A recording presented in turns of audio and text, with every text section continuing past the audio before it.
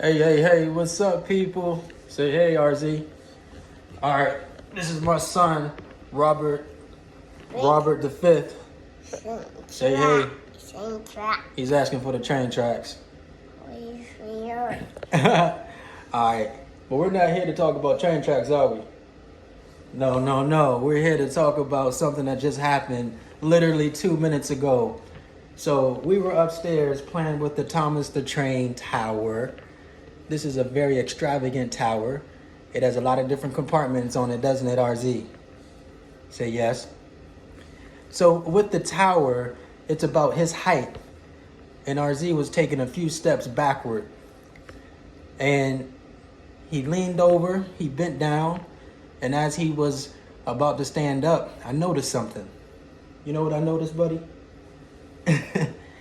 He was underneath the Grand Island in the middle of our kitchen. This Grand Island is a hard material, and he was right underneath of it, and he didn't know it because he had taken the steps back. And as he was coming up, my left hand, I'm right-handed, but my left hand came through in the clutch. My left hand bopped him in the head. And when it bopped him in the head, man, I moved him out of the way just in time. And this island in the middle of our kitchen, like I said, is a hard material. It's about this thick, similar to marble. And I was just so thankful that my reflexes, even at my older age, are still there. Because I was able to bop him in the head and move him out the way just in the nick of time. And I'm happy and I'm relieved. It just happened a couple of minutes ago. I can just see the knot on his head if he would have banged it on the bottom of the kitchen island. And he probably would have been concussed. But my reflexes saved him just in time. But this is the interesting part. And he's on his little power wheel. The interesting part is he didn't necessarily know that my bop was for a good reason. Some of y'all are catching up to the significance here.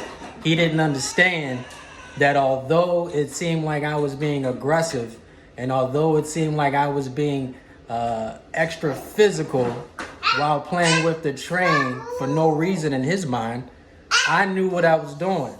Huh? Say daddy knew. Yeah, daddy knew. He couldn't see what I could see. I was higher. He was lower. So when my hand smacked him in the head fast, he looked at me like he was ready to fight. He was looking at me like he was angry. And guess what? He had a right to, in a way. But he had to chill once we made eye contact. He had to chill. What time is? Because he had to. What time is? He had to remember who I am.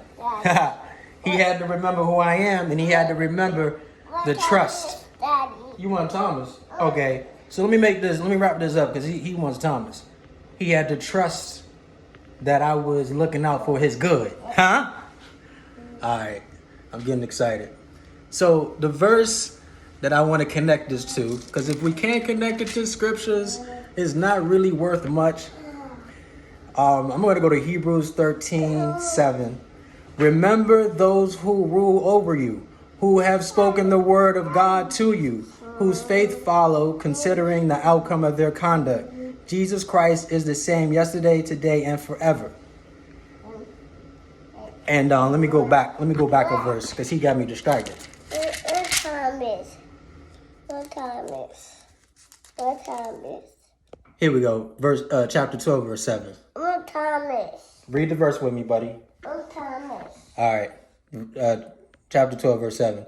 If you endure chastening, God deals with you as with sons.